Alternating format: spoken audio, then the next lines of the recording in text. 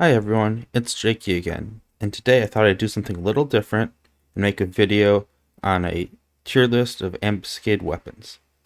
Ambuscade weapons are usually some of the first strong weapons that new players are able to get access to, as they're a lot easier to obtain than Rima weapons.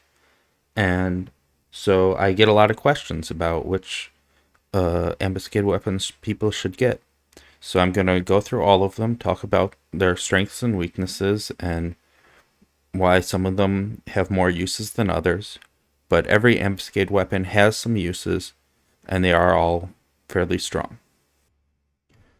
A few ambuscade weapons are even stronger than their Rima counterparts.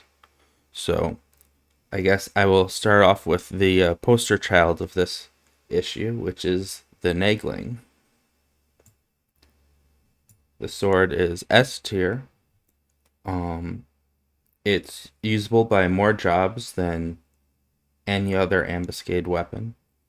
And for pretty much every job that can equip it, except for maybe Dark Knight, you should seriously consider having a build prepared to use it, because it is simply that strong if you gear it correctly.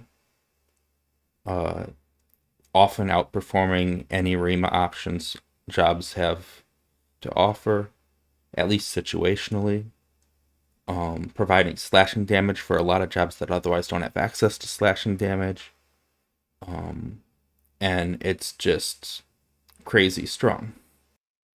Here we have the stats for the Naegling, and I will attempt to explain how it ended up being just so ridiculously strong. So the first thing that older players will need to have explained to them is that a while back Savage Blade as a weapon skill got buffed a bit. So it's actually one of the strongest weapon skills in the game now.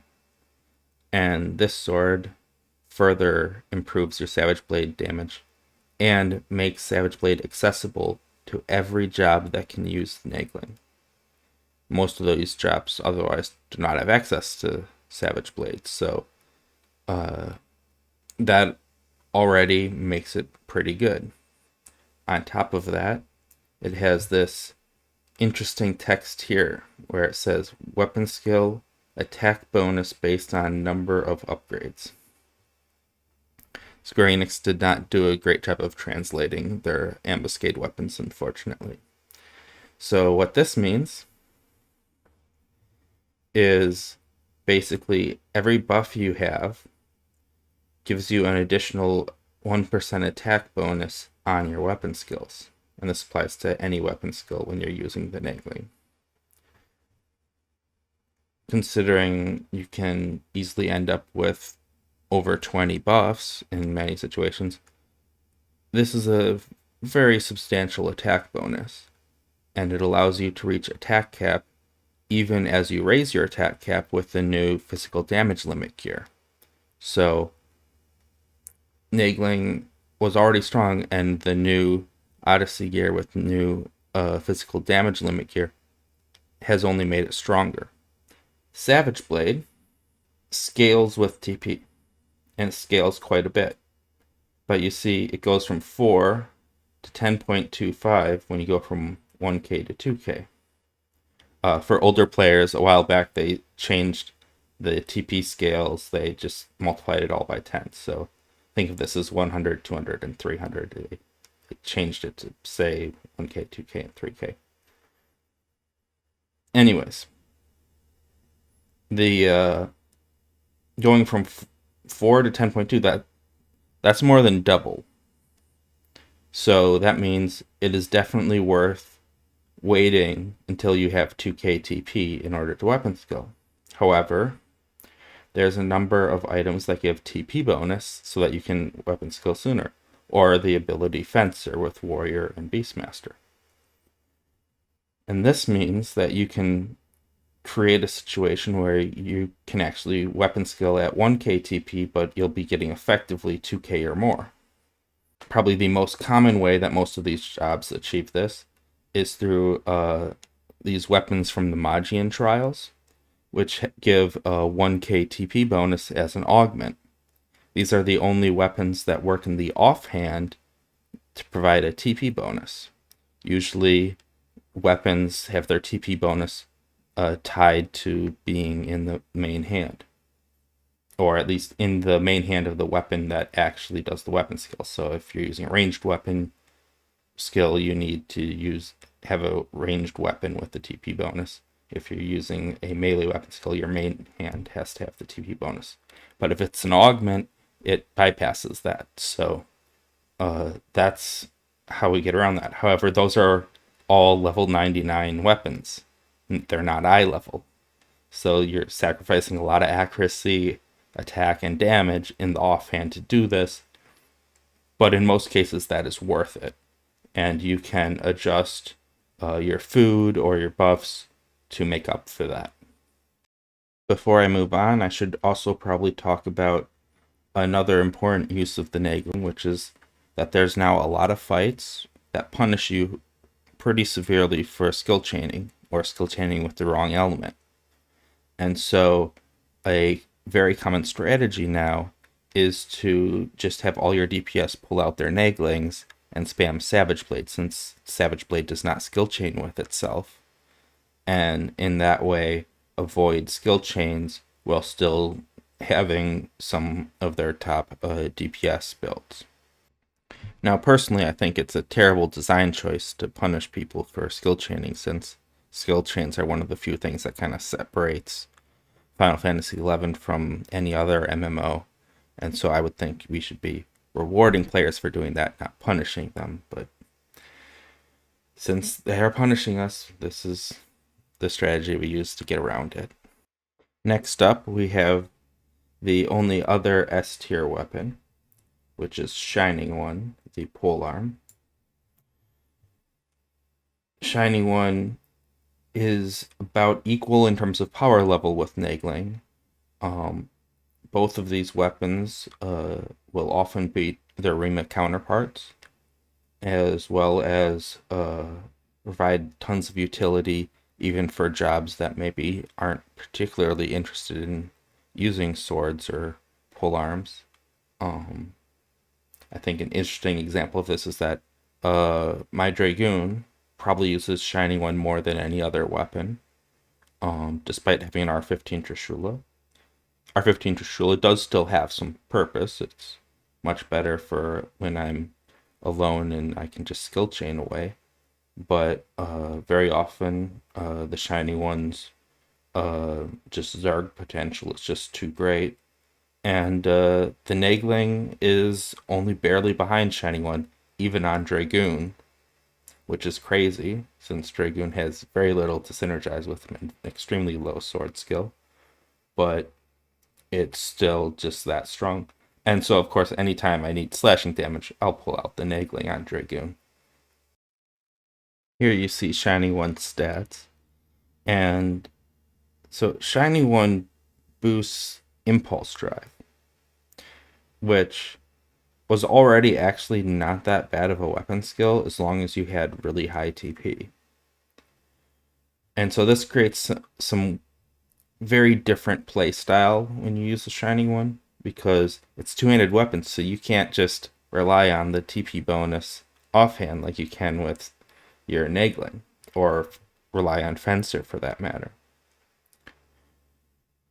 In addition to this, Shining One has in its text, weapon skill increases critical hit rate based on amount of TP consumed. What this does is it allows any weapon skill to crit. Normally, only specific weapon skills that have critical hit rates are able to have any of their hits become critical hits. When you're using Shining One, any hit on any physical weapon skill can become a critical hit. And that'll be based on your gear and your dex and all the normal things that adjust critical hit rates. In addition to that, it provides a small bonus based on how much TP you had when you used the weapon skill. Now this all comes together to create a situation with Impulse Drive. So, of course, these are much smaller numbers than Savage Blade. However, keep in mind you have a much higher damage weapon, And in addition to that, instead of multiplying by 15%, you get a 40% multiplier here. So it's a little bit better than it looks, and you're getting a chance to crit on any of these hits. But the big thing that's different here than Savage Blade is notice it goes from 1 to 3 when you go from 1 to 2k. But then it increases even more going from 2k to 3k. You've increased it not just by 2, but by 2.5. So this means the optimal way to do impulse drive, especially when you add in that you're also getting an increasing crit rate as you increase your TP, is to actually try and weapon skill as close to 3k as you can without ever wasting TP. So you need to look at your hit build, figure out when to safely weapon skill so that you're not ever wasting TP, but still getting as close to 3k as you can. So, and taking into account, you should still have some TP bonus with Moonshade, and you might be getting buffs sometimes that increase your TP bonus as well, such as Warcry. When you have Warcry and Shiva's Blessing, for example, you have enough TP bonus that it actually becomes worthwhile to just spam weapon skill at 1k, just because at that point the TP bonus is so much that it's just not worth waiting any extra. So it creates a very different play style and a very different gearing. So if you're trying to use it on Dragoon, you end up wanting to really focus a lot more on jumps. With my Trishula, jumps are almost useless. I just try to sneak them in as I'm switching targets mostly, or use them for losing hate or other abilities, because by the time I'm done with the animation from one weapon skill, I'm ready to do the next. But here, since I'm saving up my TP, I need to try and get to these high amounts of TP as fast as possible, and jumps are perfect for that. I should also note it's really strong on Samurai. It's probably their second best weapon in most situations, and easily their best Ambuscade weapon. And it's easily their best piercing weapon, so even if you have the best Great Katana, which is the Empyrean at rank 15, you should still pick up a Shining one if you're a hardcore Samurai, because it will still have important use as your best piercing weapon. Warrior, it's also probably the best piercing weapon for Warrior. Warcry, as I already mentioned, is quite good with it. So, and they also get some crit bonuses. So, also need to mention, it turns all your weapon skills into critical hit weapon skills. You don't have to use Impulse Drive. And for certain builds, it actually makes sense to use Star Diver or other weapon skills with it. So, that is Shining One.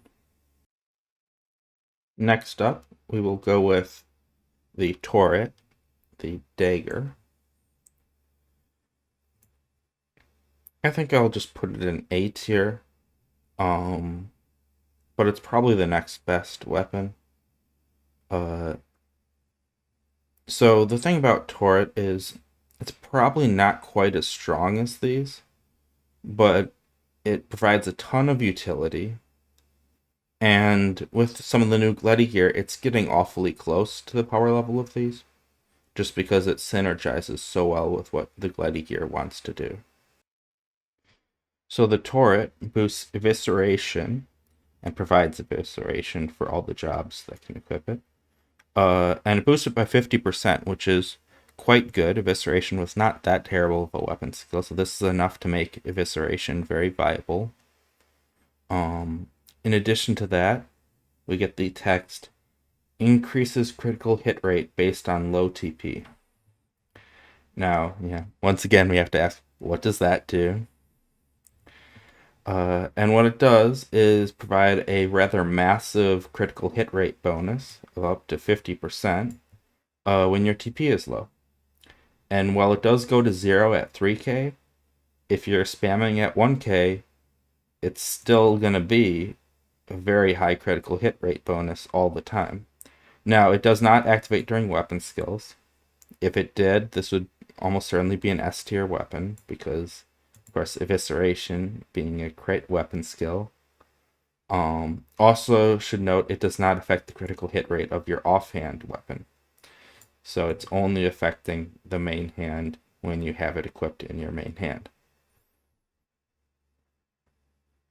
In addition to all of this, it also provides a ton of utility because Dagger provides access to Aeolian Edge, which is one of the main go-to AoE weapon skills. And of course, it's an elemental weapon skill. And Tauret has pretty good magic stats on it with magic attack bonus and magic damage into mine decks. So for several of the jobs on here, this is actually the best weapon for Aeolian Edge, which that already gives it an important use for many of these jobs. In addition, that very high crit rate is actually really, really useful for a ton of fights. So there's a number of fights now that rely on critical hits in order to either break weapons or get procs, and having the Tauret so that you can actually reach 100% crit rate in your main hand is actually super helpful for a ton of fights. Additionally, the Tauret is the best piercing damage weapon for many of the jobs on this list. So the uses of Tauret are numerous, and with the new Gledi gear, especially the Gledi knife that you can offhand with this, which further boosts your evisceration because of all the crit damage and triple attack, or crit rate and triple attack, I should say. The evisceration builds you can do with Tauret are actually now very competitive, even on Thief and potentially Dancer, which are kind of the main two jobs that want to be using Dagger a lot. I suppose Bard as well, but they don't melee as much. And so it's a viable weapon, in lieu of Rima's. And I mean, for my Thief, most of the content I'm doing, I actually prefer to use the Tauret build to spam evisceration because, I'm just farming relatively easy things that I'd rather not take the risk of Rudra Storm missing. I'd rather just use evisceration and know the monster's gonna die. So it's very strong for the jobs that want to use it, and it provides a ton of utility for other jobs that aren't normally necessarily using a dagger. On top of that, because of its magic damage stats, it's a relevant weapon, either main hand or offhand, for elemental weapon skills for several of these jobs. Obviously, many of these jobs have other options that might be slightly stronger, but for some of them, it is, pretty much right up there with their best options for elemental weapon skills. Now, I think I'll just start going through these in order here. First, we have the axe. I think the axe is, it's probably another A tier weapon. The axe is in a little bit of a weird place because, so the problem with the axe, it's almost as good as Naegling and Shining One. The problem is, every job that can equip the axe can also equip Naegling. And so, that just makes it really hard to recommend the axe when you can just do Naegling instead, and it's almost always stronger. Now the axe actually boosts decimation, which is not a good weapon skill. However, it turns out when you give it a 120% bonus, it's actually pretty strong then. On top of that, it gets increases weapon skill damage based on skill chain length, which turns out to be a relatively modest boost based on how long your skill chain is, which doesn't usually get a ton of use.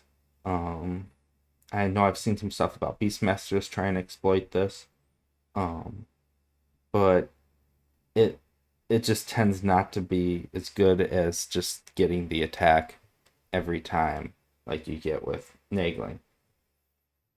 Now, there is kind of a saving grace here, and part of why I'm still keeping it in A tier.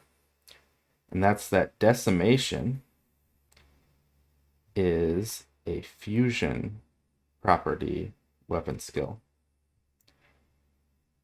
And Savage Blade is a fragmentation property weapon skill. So together they make light. So in most content where skill chains are still useful, having one of your DPS switch to the axe, so then they can skill chain with a Naegling DPS, is actually very much worth it. And because there's just so many Naegling DPS out there, having the axe prepared so that you can skill chain with them is not a bad idea.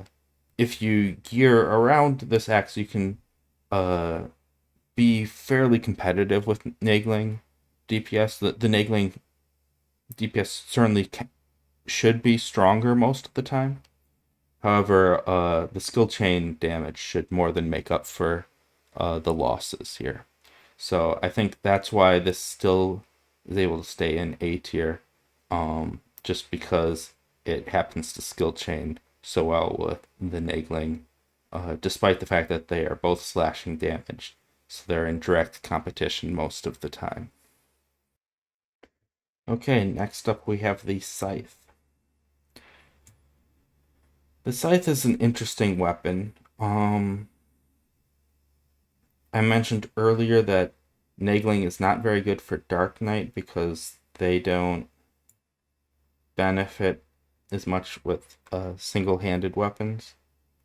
So many of their abilities are really tied around using two-handed weapons. But that leaves probably the Scythe as their best ambuscade weapon. The Scythe is pretty good, and it has some weird synergies with the jobs on it. So I guess I need to run through the stats here. So the Scythe gives you access to Spiral Hell, which was not a very good weapon skill, but again, it gets a 100% bonus, so that's enough to make it fairly decent. In addition, the recent Scythe update increased the physical damage limit on all Scythe weapons, so that further boosted this.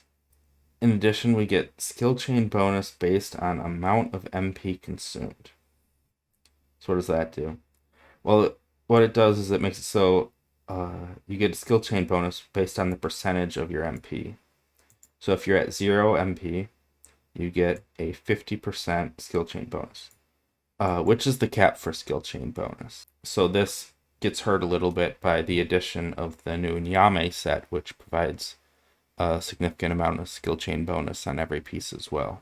But this bonus does mean that for Warrior or Beastmaster, you can pretty easily zero out your MP just through gear swaps, and then benefit from a full 50% bonus on skill chain damage for every weapon skill you're using. So that's pretty cool.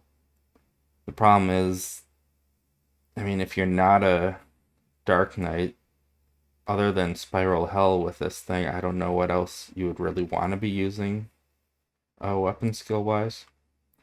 And Dark Knight, of course, zeroing out your MP is not necessarily what you want to be doing. There's certainly a lot of utility you get access to with a bit of your MP. On the other hand, you can be using your MP and then just kind of letting it sit relatively low and just filling it up as needed with entropy to be getting some of your skill chain bonus at least out of it. Now, if you're a Dark Knight, there are certainly better scythes out there. You've got Liberator, of course, as the Mythic, and the Relic Scythe, providing even, pretty much the most utility weapon available for a Dark Knight. And of course, there's always the great swords such as Khalid Bolg, which is pretty much your best DPS option on Dark Knight. So it's not going to be your top tier weapon, but it's certainly a decent holdover weapon. So I think B tier is about right for it. Of course, for Warrior and Beastmaster, the problem is they have access to both the sword and the axe, and the Warrior also has access to, well, all four of these weapons above it, actually. So it's hard to find use cases for the scythe.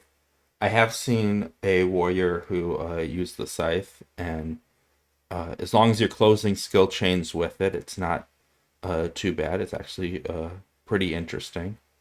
The kind of damage you can dish out with it, getting such large skill chain bonus. But I see that as more of like a toy for them rather than something they necessarily need. And Black Mage, again, I see this as more of a toy for Black Mage than as something you necessarily want to be using to get things done.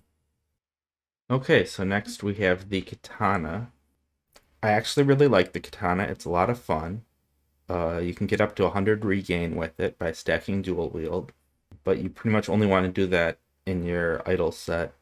And of course, that leaves you a lot squishier in your idle set. There certainly is some content out there where it's useful, but that's mostly just due to people being too slow about pulling.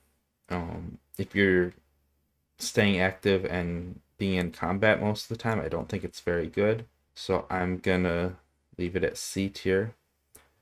And the big problem for this katana is katanas are only equipable by ninja, and ninja can also equip Naegling.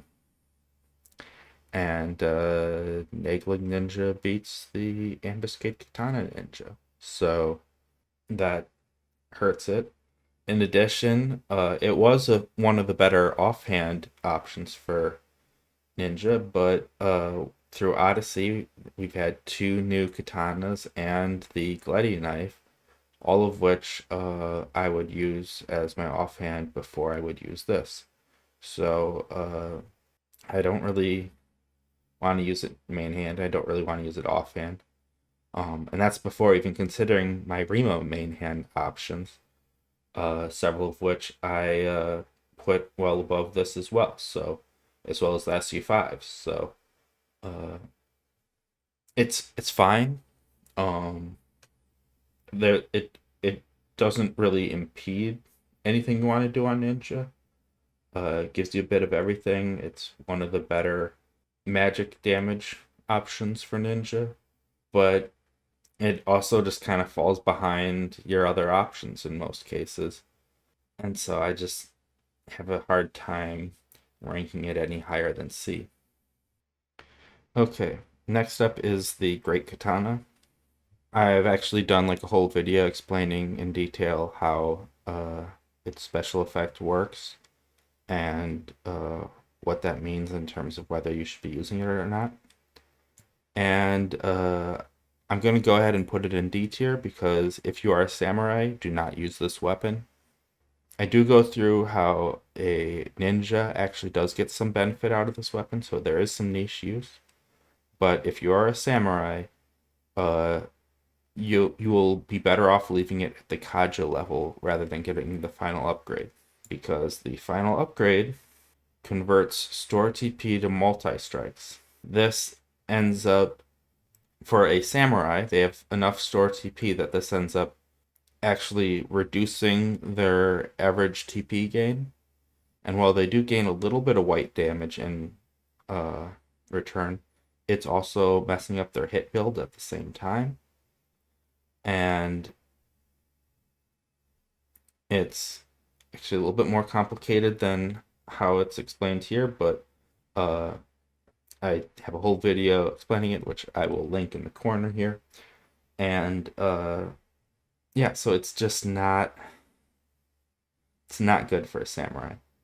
Uh, Ninja, on the other hand, benefits from having less store TP, which, due to how this ends up working out, there's basically a sweet spot where if you have around 50 store TP and you have to for sure have less than 100 store TP, uh, you actually get a increase to your average TP gain by using this weapon. And Ninja can easily hang out in that sweet spot. In addition, this great katana provides several pieces of utility for a ninja. First of all, gives them access to a defense down weapon skill, which is very important. Second of all, it gives them access to several hybrid weapon skills of different elements, and especially with the new Niyame gear, hybrid weapon skills can be extremely powerful in many situations. And so having different elements of hybrid weapon skills available to you increases the times when you can use them. And when hybrid weapon skills are working well, nothing else can really compete. So there certainly is some utility here for a ninja, but just to really hammer home to samurais to stop getting this great katana, I'm putting it in D tier just for that, because it is bad for the main job that actually would want to use it. And it's not just like there are better options, but it's like actively bad. In addition, samurai, you have shiny one. Just get your shiny one if you need an ambuscade weapon. It's really good. You'll use it even after you finish your Rimas. And until you your Rimas, it's totally fine to just use shiny one. Okay, next up we have the Karambit hand-to-hand. And I'm going to put these in A tier. They're very good, but they end up a little awkward. So, what do I mean by that? I would rank them as probably the third overall hand-to-hand for Monk, only behind the God Hands and the Empyrean. And don't ask me which one of those is first and which one is second, because it's highly situational, and that's a mess I don't want to get into. They're both basically first, and they're both really good. But Karambit is only slightly behind them for Monk. The problem is Karambit synergizes really well with Monk's abilities, and not quite as well for all the other jobs that would want to use it as their blunt option. So it is still the best blunt option for several of the jobs that can use it. It's just a little less exciting for some of those jobs. So here you have its stats. It provides Assyrian Fists, and it boosts the damage by 50%, but Assyrian Fists is still a pretty shitty weapon skill, even with 50% bonus, so that kind of sucks. But the big thing for Karambit is that it gives auto attack, store TP plus 50% gained when landing critical hits. So every time you have a critical hit with this thing, that hit will have an additional 50 store TP on that hit, which is an awful lot. And it stacks with all your other store TP gear, and means that all your critical hit gear is effectively adding store TP to your like average TP gain. So there are a few jobs here that can benefit a lot more from this than others. Obviously the Monk, like I mentioned, because of impetus, you can fairly easily get up to 100% crit rate if you want, which makes these just amazing. But also Thief, this is probably your best blunt option, and Thief can of course get very high critical hit rate as well, so it works fairly well with them. However, outside of Monk and Pup, you don't have martial arts unless you're subbing Monk or Pup. So are you going to go thief monk in order to use these? Well, if you know you're going to be doing blunt damage only, then sure, maybe. But in most cases, I'm thinking like Odyssey farming is one of the main cases where you're like a thief and go, oh, let me get out some blunt damage. Now, you're not going to change your sub beforehand to do blunt damage. It's still decent for these other jobs, but it's just not quite as uh, amazing.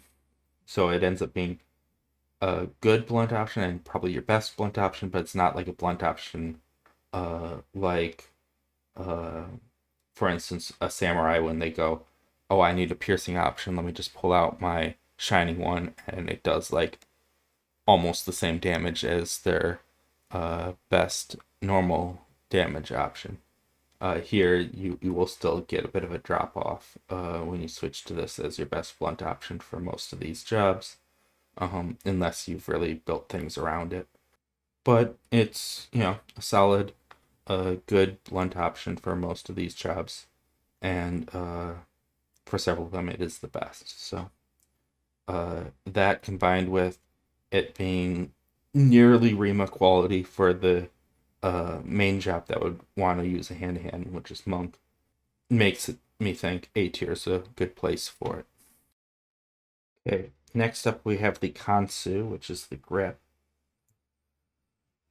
I guess I'll go B tier with it. Um, it's great. It's solid.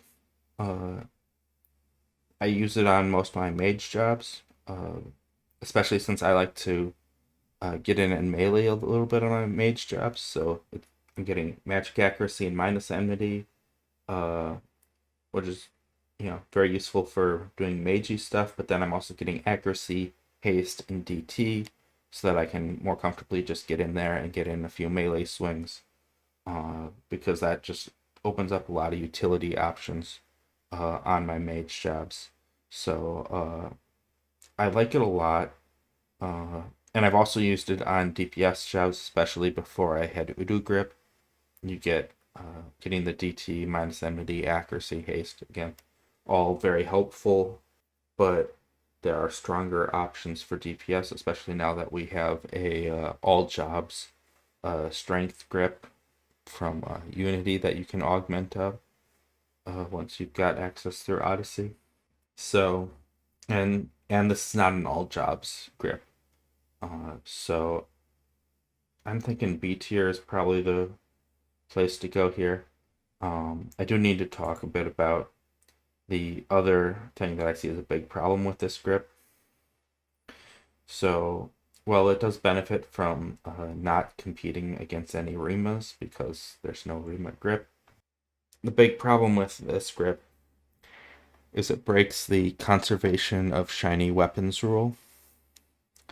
So, every other Ambuscade weapon, you put a glowy weapon into it, and you get a weapon which also glows when you're done. The grip doesn't glow. You don't get any sort of special effect for it.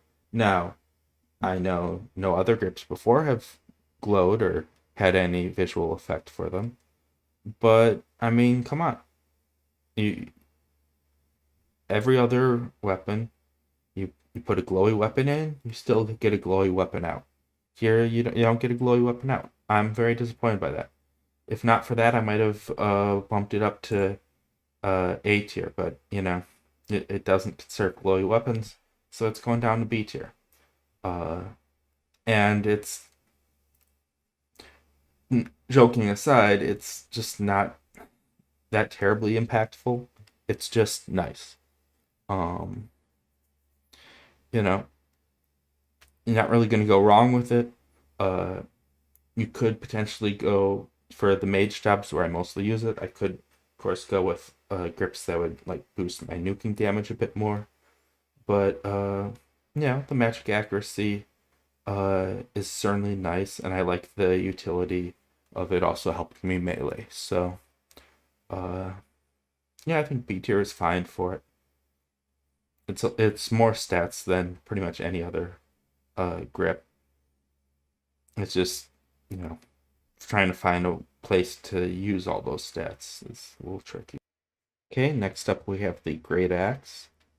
I'm thinking B tier. So it's decent. Probably one of the better Great Axes. Uh, their warrior, with Chango is probably better, but it's certainly a reasonable option to use in between if you want to use a Great Axe on warrior. Not quite sure why you would want to use Great Axe on warrior when warrior has access to Naegling, as well as Shining One and all that, but there are certainly some uses for Great Axe. And this is very important for the utility of this weapon, is it's going to be your best weapon on Dark Knight as well as Rune Fencer for applying a defense down. And actually you have a few other debuff options available to you as well.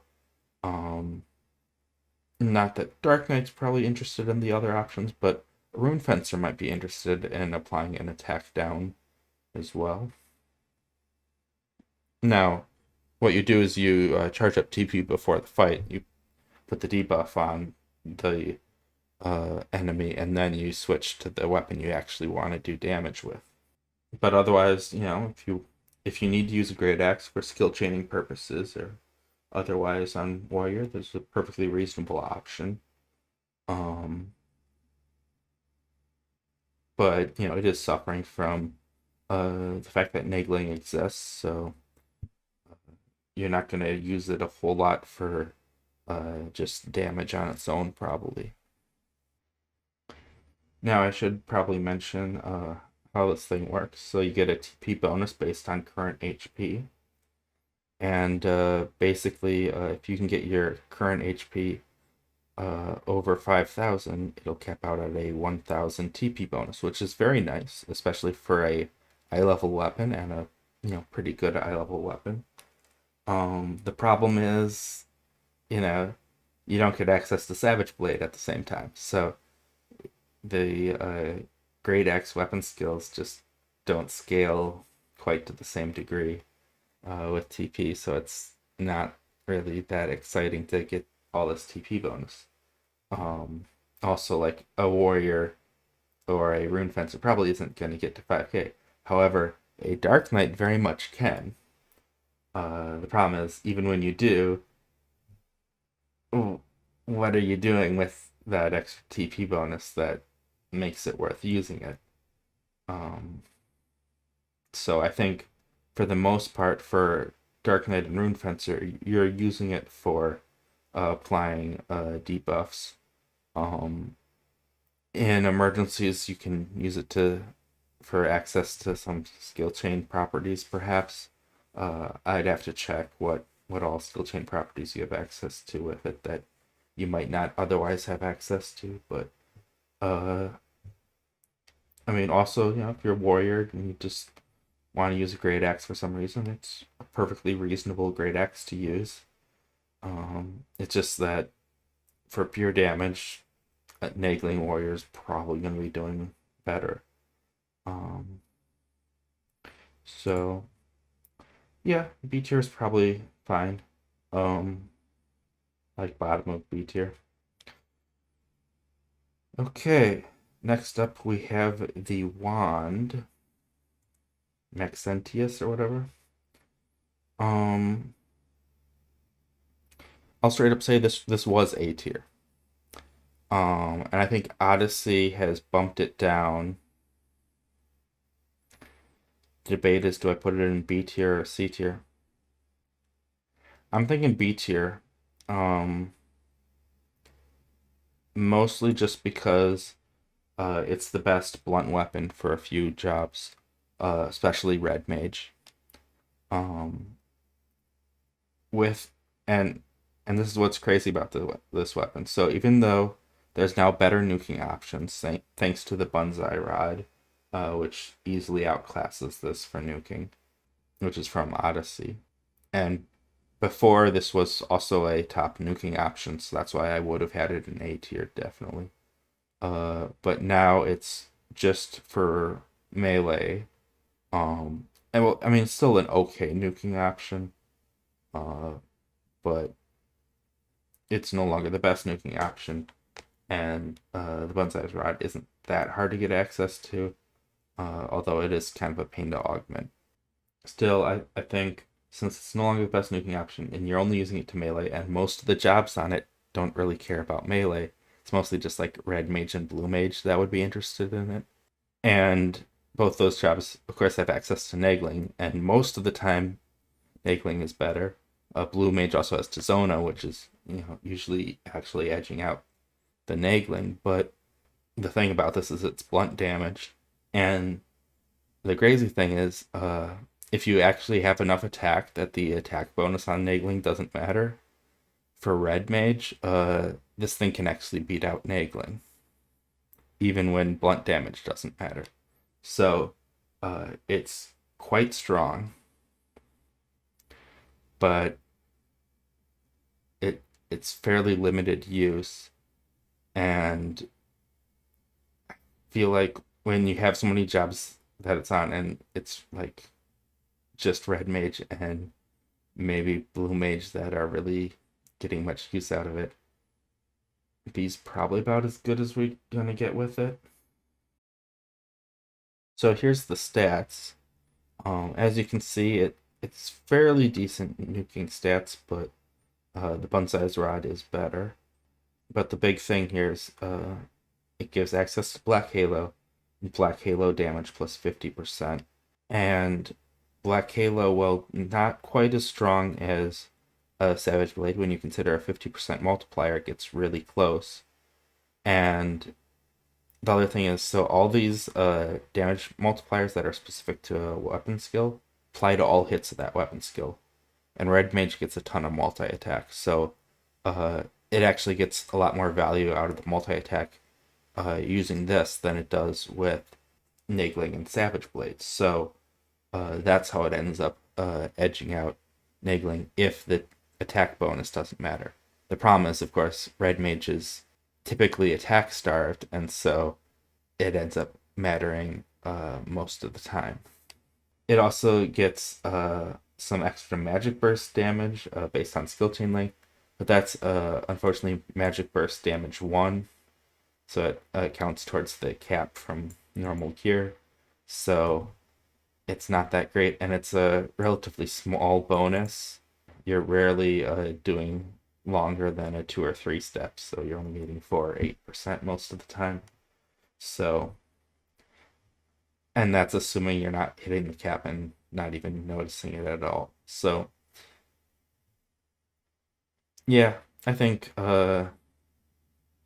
given that it does have it's very limited use, but it is quite strong for the limited use it has, I think B tier is probably a good place for it. Okay, next up we have the Great Sword.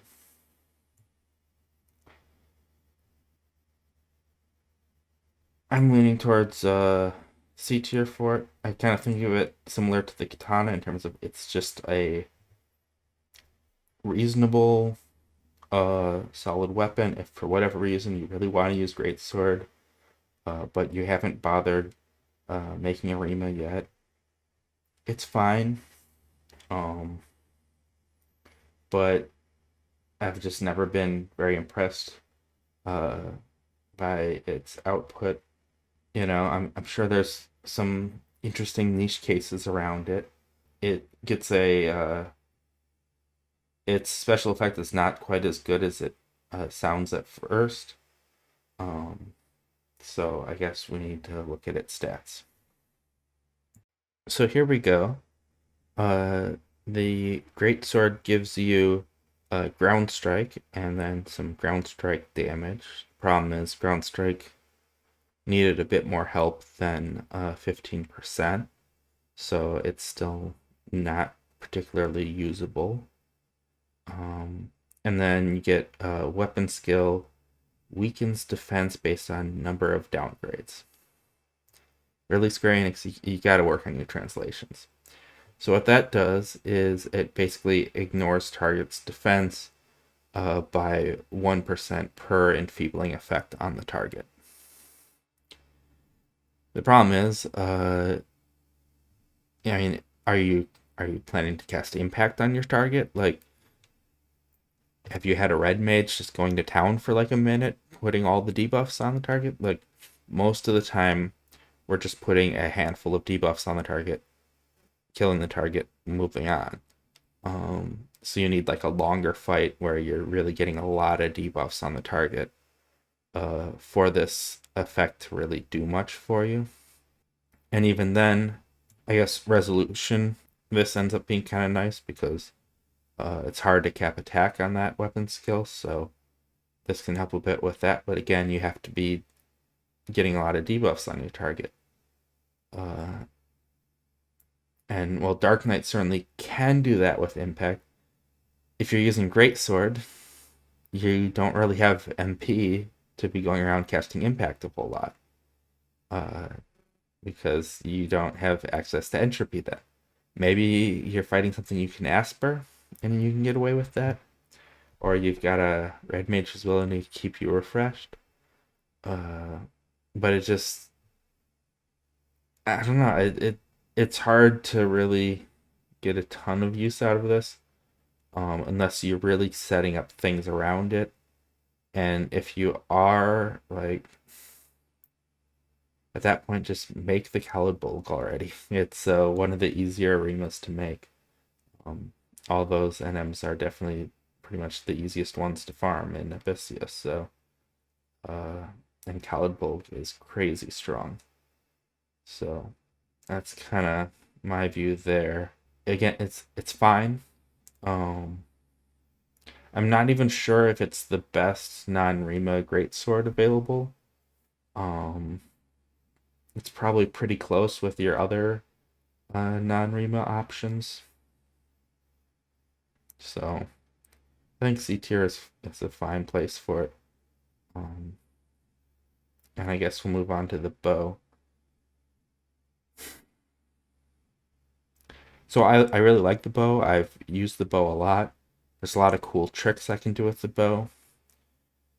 But I think by the standard of the Great Katana, where because the main job that, kind of wants to use this type of weapon is actively hurt by using this, this you really don't want to use this bow on Ranger.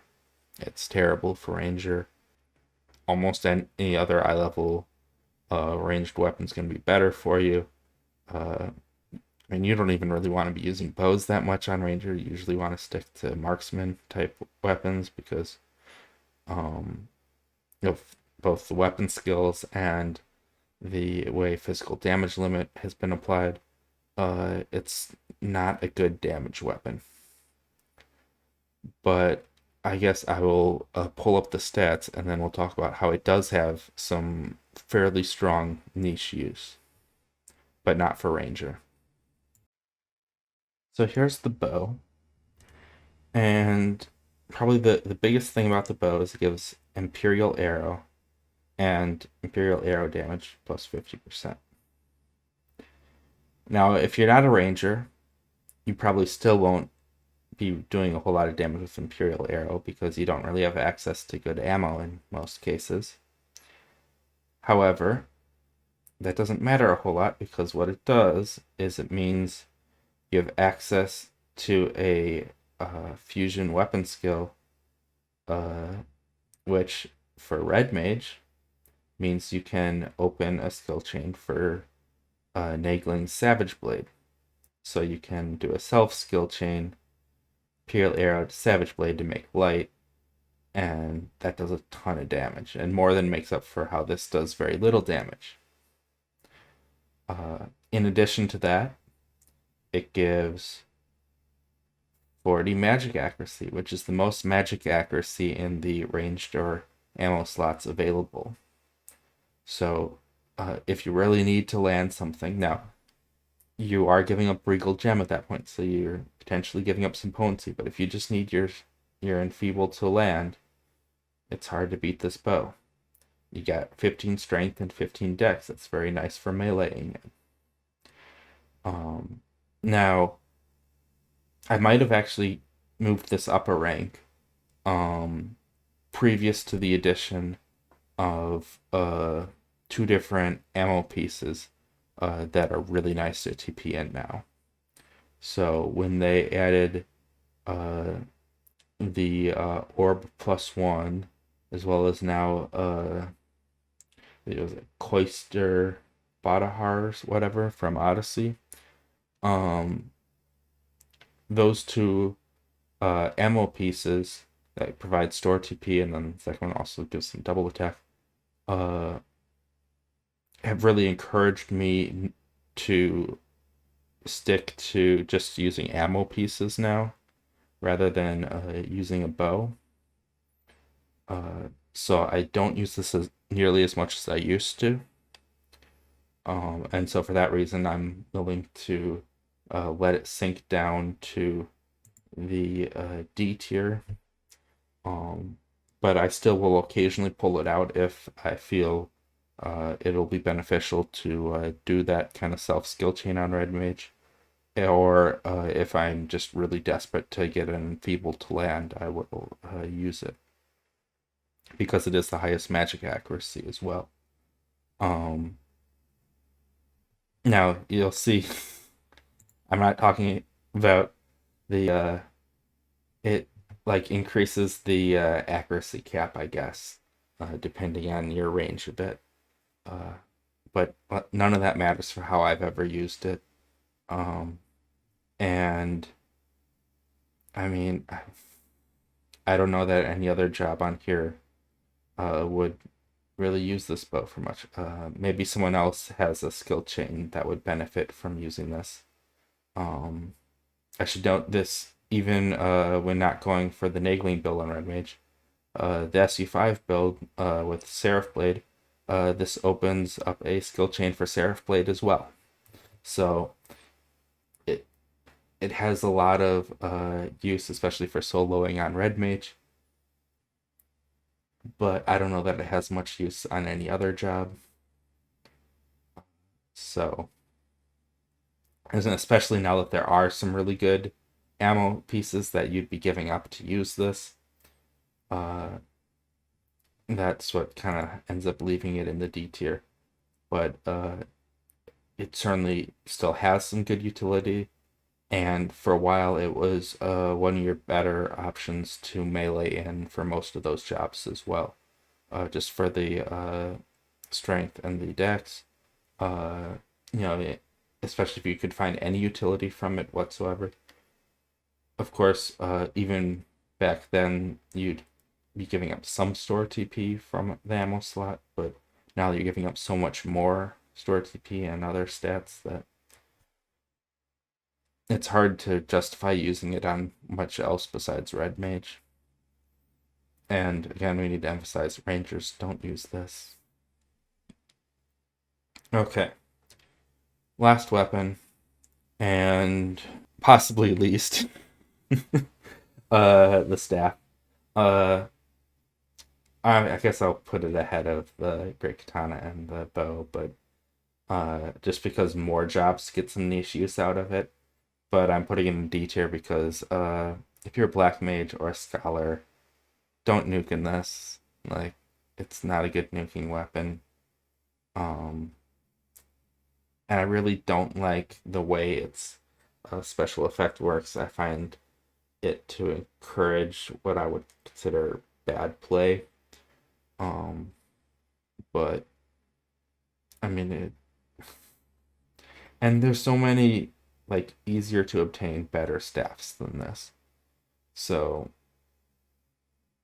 it's don't go nuking in this. Now there is some niche play for it though. It's pretty much the best shell crusher accessing weapon for several jobs, as well as the best cataclysm accessing weapon for several jobs. And again, defense down weapon skills, AoE, weapon skills, especially in this case an elemental weapon skill and a dark based one, so it gets the advantage of double dark weather in so many different zones these days. So uh, it has some very significant uses for several jobs. So I guess we'll run through that. So here's the staff. As you can see, it has some reasonable magic damage stats, but uh, like Black Mage or Scholar, all the mage jobs have access to better magic damage stats than these. But for like Warrior and Monk, Beastmaster, this is probably going to be about as good as you're going to be able to get. And so that's why I say it's quite good for Cataclysm for several jobs. In addition, you get the accuracy with the magic accuracy, making it great for Shell Crusher. And now, so it boosts Retribution. I don't think you want to be using this thing for physical damage, like any job. So I'm having it do plus Retribution damage, like whatever. And increase magic damage based on amount of TP consumed. So it doesn't actually consume TP, so it's not as bad as it looked at first, but it's still kind of bad. Basically, you get extra magic damage based on how much TP you just have sitting around. And if I'm using a staff over my club options when I'm nuking, it's because I'm intending to use my TP for something. I'm either going to be using Merkur, or I'm going to be applying magic defense down, or I'm going to be skill chaining, or I'm getting my aftermath up because I'm using the mythic. I'm not just sitting on my TP.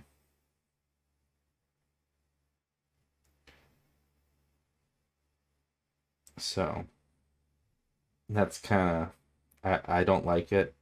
And now, granted, an extra 100 magic damage gets this into a competitive range for like a Helix staff.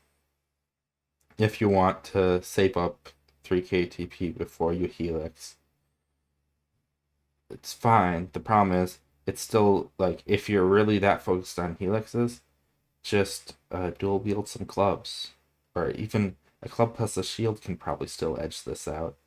Like the Bonsai Rod and the shield from K is probably still ahead of this, even at 3k TP. And of course, if you're talking a light Helix, Daybreak is gonna, I mean, it's just like busted for that. So it's just not a good nuking weapon.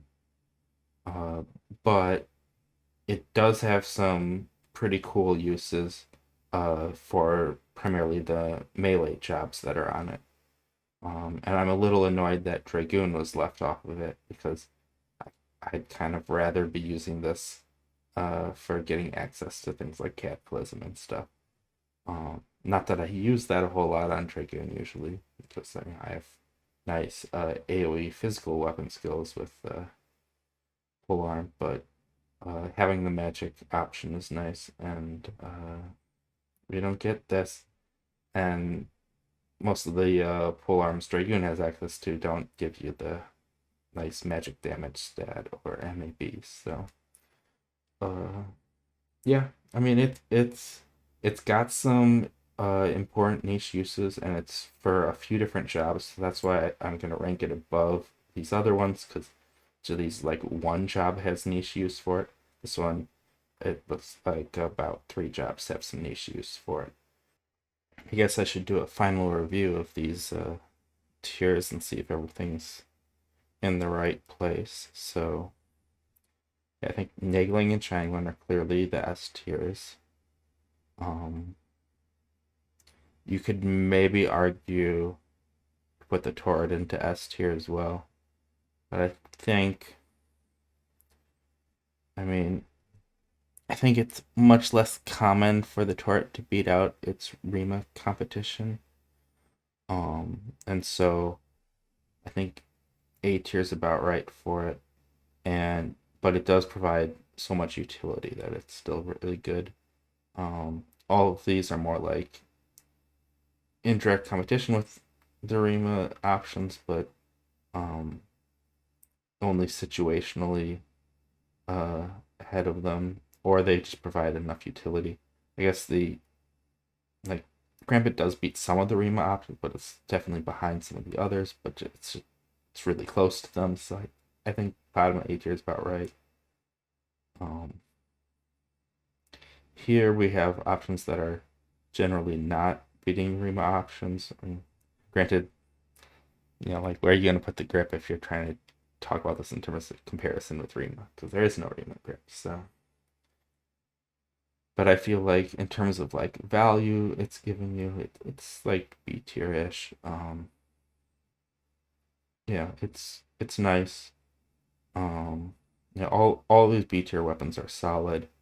Um, they all have uses still that are significant, perhaps with the exception of the scythe, but the scythe is just such a good holdover weapon until you do get your Rimas, and it happens to be, for Dark Knight, which is one of the few jobs that is pretty much the only job that can equip Naegling, but doesn't necessarily want to.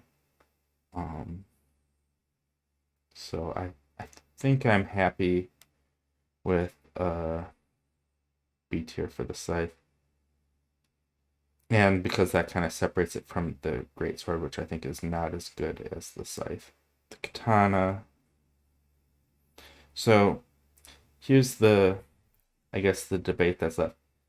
All of these in D tier have some niche use, but they're all also like actively bad for the job that they're like, that would most think, oh, let me go pick up my job's ambuscade weapon. Samurai goes thinks they need the great katana. The ranger might think they need the bow. The black mage or scholar might think they need the staff. And so like they're actively bad for the jobs that would think to grab them. So I feel like I need to emphasize that they're bad for that. But they also each have like solid niche uses.